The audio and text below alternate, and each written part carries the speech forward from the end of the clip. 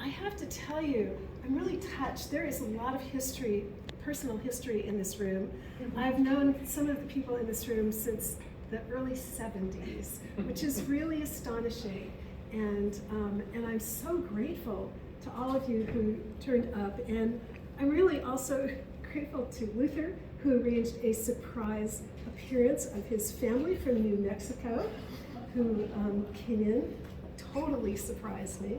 So I'm gonna just talk really briefly about process, because that seems to be the thing that people ask about the most. And then I'm going to read a few of these to you so that you can sort of hear what I hear as I'm creating them. So my process is I work exclusively from magazines that I find in the bins in the basement of the local library. People drop off their magazines and I scoop them up and take them home. And I do a kind of scanning of the magazines. I look at them and the words pop out at me. I cannot account for how that happens. I'm sure you can't see this, but this is a chunk of text that was about this big out of a copy of El Decor. And out of this, what I saw on this page was, I was a Rothko painting. And I will read that poem to you a little later, but how that happens, I don't know. So I call this found poetry. I also call it visual poetry. Found poetry has been happening for a long time. Virgil and Homer used phrases from other poets in assembling their own writings. Many musicians use words from other poets in assembling their famous songs. And then there's also a lot of wonderful visual poetry. You may be most familiar with erasure poetry, where people take a chunk of text and then they line out everything they don't want and leave a few words remaining. So this is related to that, but this is something that I do, and that I was talking to somebody earlier saying, this is not something I could teach. It's just sort of strange obsessive behavior. As Luther will testify, I spend way too much time doing this every day. I sometimes spend 2 or 3 hours looking at magazines, looking for words, and then I will find a chunk of text. I'll excise it from the magazine, I'll tear out the little phrase, and then I store them. And I don't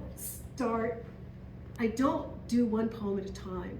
I don't set out to say, okay, I want to do a poem about jazz, so then start looking for words that are relating to jazz. I will find a phrase and it'll have some resonance to me, and I save them. And then eventually I find some other phrases that seem to relate to that first one, and then I start assembling the poems. And it may take a day as a one-time session, or it could take a year. It's totally unpredictable. So as I said, I don't set out to do one at a time. That just doesn't work, but I probably have maybe 30 or 40 in process at any given time, where I will find words that seem to relate to each other, and I'll stick them together, and eventually they take on their own life. One of the things that I like about this is that the words that I see seem to echo whatever's on my mind. So during the previous White House era, I had years of pretty heated reaction. And now I can see that there's new reaction coming up to things that are going on in the news. What's going on in Ukraine? What's going on in the Supreme Court? Those things will find their way into these poems. These are selected because they have more of a relationship to architecture, materials, the built environment. I've sort of culled these. I have made more than 2,500 of these guys, and I'm a pretty obsessive submitter, and I've had more than 500 of them published in print and online journals all over the place. So it's fun. I'm still looking to do a book. That hasn't materialized yet. Maybe it will eventually. So I'm going to read some of these to you, and then perhaps if you have some questions, I can answer questions. And I'm going to start with this one. They're not titled. They are, I just use the first line usually if I need to refer to the title. The house was like jazz, low and exciting. The listening rooms, obdurately musical, curiously contrapuntal, orchestrated light. One of the large panels over on the white wall. I have my shelter, a book, the building that began as a story, the house of text I am beginning to read. And from among the smaller panels, to float like stone, granite and air take cues from the palette of weight, a genealogy of gravity, a bibliography of light. And I should say that in these pieces, almost all of them, each fragment comes from a different magazine. So I'm not finding all these pieces on one page. They're assembled separately. Who owned the birds, and was light made with honey? The afternoon was an accident, a green door named for the light. The idea of a room, the walls, so many evergreen trees, a house all outside, all around doors and nothing more, no walls to question the notion of inside out.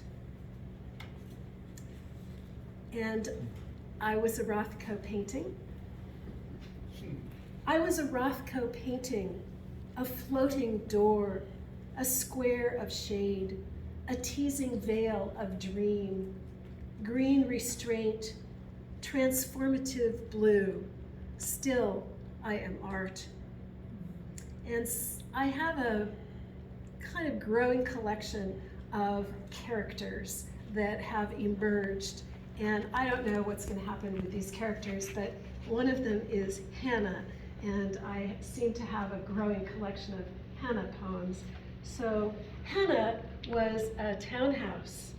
Her kitchen was her husband. She knew a bit about chemistry, the subtle science of desire. He was her hypothesis. The kitchen was pregnant. And I'm going to close with the one that's up near the heater. It's in a frame. Lines coalesce, catching the moon. The house is still a book of poems, the night an expanding architecture. So, if anybody has questions, I can answer questions. Dan? So do you ever have the perfect phrase that you accidentally tear too much? I am really careful, and I'm a really good terror, but yes. It occasionally happens, and I actually have done a few little repairs. I have some very skinny double-sided tape that I have been able to patch a couple pieces together. But I am really careful. And I know my hands have to be dry, I just am really careful with that. Good. Yeah, Victoria. So talk about how you store your little things in your car. Well, there actually is a photograph up on the counter there. I have two big tables where everything gets spread out, and then I have many little sets of those little tiny drawers by subject, and I stick them in there. So I have lots of love words. I have lots of light words. I have lots of words on architecture, on houses, on doors, and so I find something. If it doesn't automatically trigger the thought of another piece that I've already cut out into the drawer. And then I'll be working on a piece and I'll think, oh, I need something about a door. And I'll just open that little drawer, and it's not always there, but sometimes it is. Yeah. Anybody else? Did I see another hand? Paul? Typesetters are in terror of what they call gutters. This is a gutter right down there. There's another gutter right over here.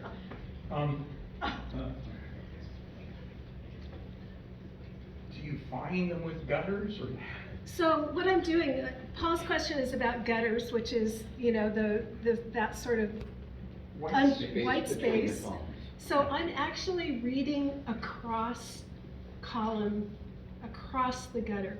So as I'm reading a page, well, this only has one column, but if there were another column here, in addition to scanning this text, I'm also reading down and across at the other side. There's a notebook up on the counter, and you can actually see a couple pieces that are where there's an outline of what I saw there.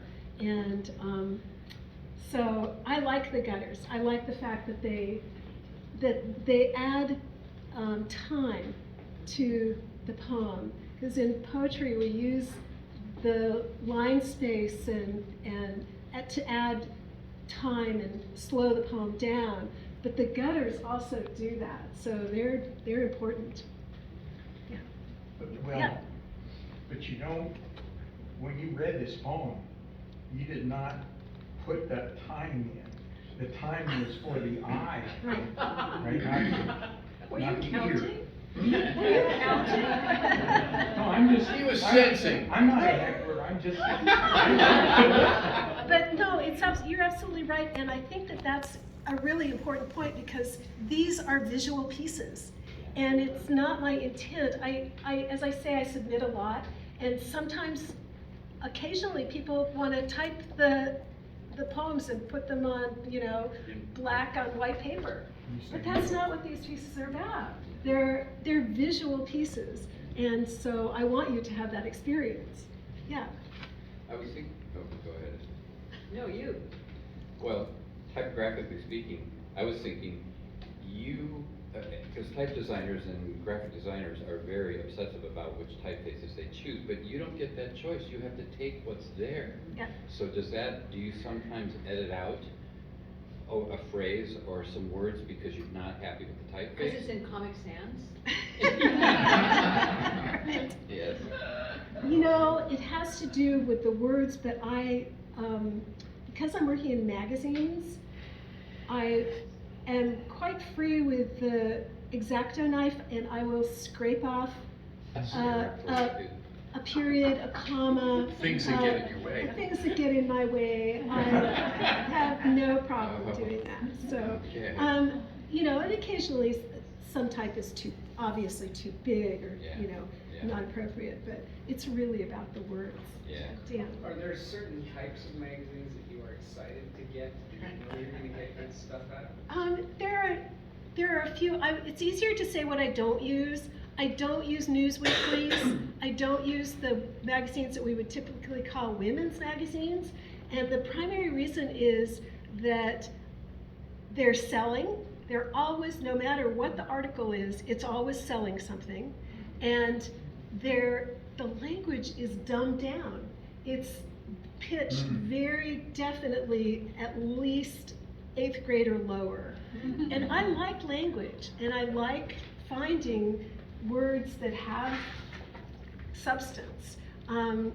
Architecture magazines have been a wonderful resource for me, but there are, you know, Racing Pigeon Journal. I'm for it. Yeah, Iskra. I'd love to know how or if this process has influenced your straight poem. I think it has influenced it. I think that I have a different sense about the use of language, and it's a sort of patchwork.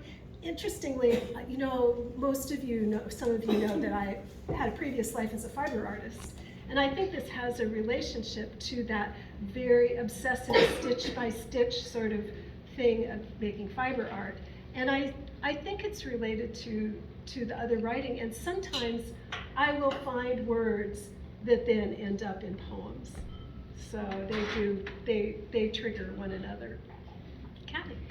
What got you started on this facet of your life and this new art form for you? Because I knew you as a fiber artist. Right, well, I always have done collage ever since I was a little kid. And I've always written, and no matter, even when I was making fiber art, whatever I was doing, writing was a constant. And at some point, I was looking for collage material in magazines, and I started to notice these places where words stacked up accidentally. They are completely removed from their original syntax. And that was just sort of wonderfully surprising to me. And so I started to cut them out, and then it went from there. Can you speak about the torn edges? Well, I think the torn edges go back to fiber. I love the fact that paper is a fiber product, and that tearing, you get to see the fibers. You see all these little fibers. And if you cut it with scissors, you don't see that. And of course, you get to see the little teeny shadows because of the way they're scanned. But if you cut it with scissors, you'd see the shadows, but you wouldn't see those little fibers. And I love that part of paper. It's decalicious. Delicious, yes. Oh, oh. Well, I think you. I have a question. Oh, you have a question? Why do you do this? This is a deep question. Yes. I can't help it. No. Come on. I don't know. It just keeps, it keeps me very engaged. I really enjoy it. I like the surprises. I like the materials. I like the results. And at some point, I think I'll just get tired of it and I'll go on and do something else. And actually, I've seen it's evolving very slightly, very slowly. I recently was invited to submit a piece that was sort of in the comic mode, but obviously I don't do comics, but in the sense of serial panels. And that was really fun. I got a piece accepted at a journal, and so I can see that going someplace. But it's really hard because it has to have intent, and all those panels and pieces have to stick together and have to relate to each other. So who knows where that will go, but it keeps amusing me, so I keep doing it. Anybody else? Right, the most important question I can think of is, does it help you solve the Wordle puzzle or the New York Times spelling bee?